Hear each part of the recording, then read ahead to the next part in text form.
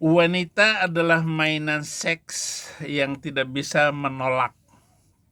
Wanita adalah berada di dalam pengawasan laki-laki dan bahan dagangan laki-laki. Itulah kedudukan wanita di dalam Islam. Didukung oleh berbagai macam hadis dan ayat Quran sendiri, misalnya surat keempat ayat 34, Ar-rijalu qawwamuna 'alan nisa. Kemudian masih dalam satu ayat itu, laki-laki suami boleh memukul istrinya, bahkan boleh tidur pisah ranjang dan jangan meniduri wanita seperti itu. Contoh juga bahwa Nabi melakukan hal yang sama yang ditulis di dalam surat keempat ayat 129,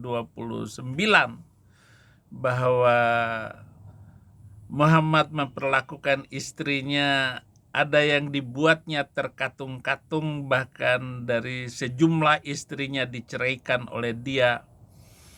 Ada wanita yang karena kurang cantik diceraikan, ada yang sudah mulai menua, dia tinggalkan itu istrinya, dan ada juga wanita yang berpenyakit sopak, hanya beberapa hari yang dia tidurin dan akhirnya diceraikan.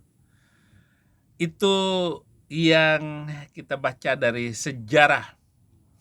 Pantas saja pemerintah Arab Saudi kita kenal dengan negara yang aneh, dengan membuat wanita setelah sejak berdirinya itu negara memaksa wanita untuk tunduk kepada laki-laki dan dia tidak boleh pergi tanpa seizin suaminya. Afghanistan itu lebih parah lagi, bahkan wanita tidak boleh sekolah. Dia harus tetap ada di dapur dengan pengajaran minim dari laki-laki yang menguasai dia. Sangat mengerikan ini Afghanistan. Wanita-wanita yang ketemu saya yang datang dari Afghanistan maju, bahkan dia menjadi pelayan di hotel tempat saya menginap dan membuat acara. Saudara, saya bacakan dulu satu hadis dari Nabi Muhammad. Haddatsana Muhammad bin Bashar, haddatsana Ibnu Abi Adin, an Syu'bata an Sulaiman an Abi Hazim an Abi Hurairah radhiyallahu anhu qala anna Nabiy sallallahu alaihi wasallam idza da'a ar-rajulu imra'atahu ila firasihi fa'abat an taji'a la'anat hal malaikata malaikatu hatta tusabbih. Telah menceritakan saya bla bla bla, menceritakan bla bla bla. Nabi bersabda, jika seorang suami mengajak istrinya ke tempat tidur, lalu ia enggan untuk memenuhi ajakan suaminya, maka ia akan dilaknat malaikat hingga pagi. Begitulah besar kekuasaan laki-laki. Ar-rijalu qawwamuna 'alan nisa. Laki-laki adalah pemimpin bagi wanita. Saudara,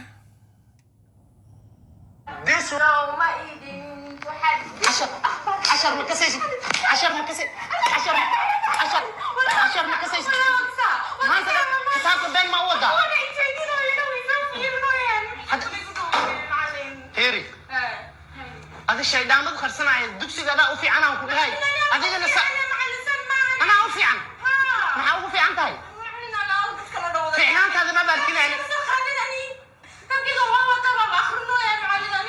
هذه معالي استاذ محل استاذن تاي محل استاذن تاي محل استاذن تاي حديث 10 كان اخري صعب من يعمل مثقال ذرة خيرا يره ومن يعمل مثقال ذرة شرا يره. بيج كان سياق يسر يومئذ تحدث Yauma'idzin tuhadditsu akhbaraha. Suami mengajar istri-istrinya mengaji. Jadi dalam mengaji itu makhrajnya. Makhrajnya itu tempat keluar huruf. Dan mengucapkan huruf itu tidak boleh salah. Karena kalau salah sedikit itu maknanya sudah berbeda. Makanya kefasihan di dalam bahasa Arab itu memang luar biasa. Kata S saja itu ada beberapa huruf yang bunyinya mirip. Sa, sha, sa, za, dha, do. Itu aja berapa huruf itu. Harus tepat. Makanya dia mengajarkan istrinya mengaji. Salah dipukul. Itulah kekuasaan laki-laki. Dan negara maju, tentu saja maksud saya Arab, itu makan minum uang itu sudah mengalir begitu saja. Seorang anak yang baru lahir itu sudah dibayar seluruh hidupnya itu oleh negara karena kekayaan dari haji dan kekayaan dari minyak yang luar biasa itu. Jadi orang Saudi itu hidup berfoya-foya sepanjang hidupnya. Misalnya yang datang ke puncak, yang datang ke Bogor sana, itu adalah Arab Saudi semuanya. Negara-negara Arab yang lain mana bisa datang ke sana. Tadi suami mengajarkan istrinya mengaji. Uang sudah ada, bahkan istrinya 4 itu yang dia ajarin mengaji tadi. Salah mengucapkan dipukul, salah mengucapkan dipukul. Itulah lelaki di dalam Islam. Enak banget memang. Kalau punya negara yang kaya seperti Arab Saudi, karena dia menjadi pusat perhajian di seluruh dunia. Nah, Sahih Bukhari 479 yang saya bacakan tadi. Dan ada hadis yang lain 4795 juga bisa mendapatkan apa saja dari buku Islam, buku-buku seperti kitab Qurtubi Jami'ul Ahkam, kumpulan hukum-hukum seperti yang dulu saya pelajari. Kemudian hadis-hadis yang lain juga Nabi bersabda, demi dia yang jiwaku di tangannya, jika seorang istri mengajak istrinya ke tempat tidur lalu ia enggan, dia yang di langit, maksudnya Allah, ia akan sakit hati sampai suami itu dipenuhi keinginannya oleh wanita itu, oleh istrinya. Wah, jadi Nabi ini mengajarkan untuk melemahkan iman wanita. Jangan coba-coba kalau Anda itu ada di Amerika. Kalau ada istri lapor suaminya kayak perlakuan di video tadi, oh gembel kamu. Rumah itu menjadi rumah istri dan kamu akan tinggal pergi begitu saja. Betapa pentingnya wanita itu dihormati oleh undang-undang Amerika ini. Walaupun suami itu benar di dalam perkara rumah tangga itu, asal wanita melaporkan dan negara membenarkan wanita, Anda tetap salah. Itulah sebabnya di Amerika ini sangat menghormati kedudukan wanita. Apalagi anak kecil. Ketahuan anak kecil menangis tanpa sebab ataupun anak kecil dibiarkan oleh orang tuanya, nanti tetangga bisa lapor dan polisi datang lalu menanyakan hal-hal itu. Jika Anda itu membiarkan anak kecil itu, nanti akan diambil oleh negara dan dididik, dilatih sampai sarjana. Itulah hebatnya negara di mana menjunjung tinggi harkat dan martabat manusia. Lalu Qurtubi menambahkan hadis tadi dengan kata lain, jika seorang suami mengajak istrinya ke tempat tidurnya lalu istrinya menolak, maka malaikat melaknat istrinya itu hingga subuh. Banyak sekali ayat-ayat Al-Quran yang berkaitan dengan surah ke-30 ayat 21, misalnya mengenai hadis bahwa jika seorang suami mengajak istrinya ke tempat tidurnya, lalu istrinya menolak sehingga dia melalui malam itu dalam keadaan marah, maka malaikat melaknat istrinya itu hingga subuh. Tega-teganya malaikat itu melaknat istri yang mungkin karena capek, kelelahan mengurus anak, mengurus makan, minum, rumah tangga, dan begitu banyaknya cuci, masak, semuanya itu dilalui dengan badan yang capek. Tentu saja tidak semua wanita itu kuat badannya. Tetapi kalau suatu malam itu suaminya meminta lalu ditolak, malaikat melaknat wanita itu. Begitu kuasanya. Bagaimana kalau suami menolak istri mau? Kenapa tidak dilaknat oleh Allah Subhanahu wa Ta'ala ataupun oleh malaikat? Sahih Bukhari 2998. Saya akan tunjuk pula buku-buku yang dipakai pengadilan-pengadilan syariah untuk memutuskan perkara menurut hukum yang berlaku untuk wanita yang dalam berperilaku terhadap suaminya. Buku berjudul Harta Karun. Harta Karun Pekerja dalam Hukum dan Kata-Kata Perbuatan yang dikarang oleh Imam Al-Muttaqi Al-Hindi. Dia menulis begini, Rasulullah bersabda, hak dari suami atas istrinya seumpama ludah mimis nanah yang menjijikan lain keluar dari hidungnya dan istrinya menjilatnya dengan ludahnya. Hal itu tidak cukup untuk menunjukkan hak suami tersebut atas istrinya. Karena saya tidak diperkenankan memerintahkan manusia untuk membungkuk, untuk bersujud badannya menyembah manusia lain dengan mengharuskan bahwa Allah memerintahkan istri untuk sujud di hadapan suaminya ketika memasuki rumah. Jadi begitu anehnya hadis-hadis Nabi menempatkan wanita harus tunduk kepada suami, apalagi kalau masuk rumah dia harus sujud kepada suaminya. Begitulah perintah Al-Quran, ataupun jarang sekali dibahas masalah ini. Ada lagi kitab Qurratul Uyun, di pesantren itu diajarkan bagaimana menikmati tubuh wanita, menikmati segala sesuatu, dan bagaimana memasukkan barang laki-laki itu kepada istrinya, merayu, bahkan bla bla bla, itu diajarkan di pesantren, sehingga banyak sekali percabulan di pesantren itu, saudara-saudara.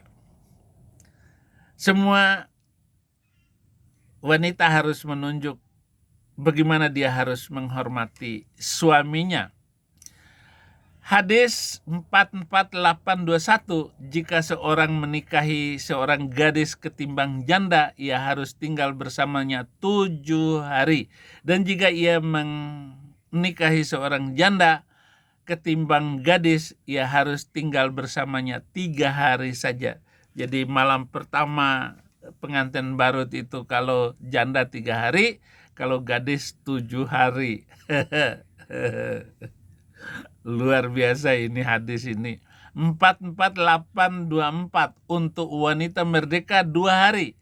Ia harus tinggal bersamanya, dan untuk hamba saya 1 hari saja. Banyak sekali hadis-hadis yang merendahkan ataupun memangkas kehidupan wanita.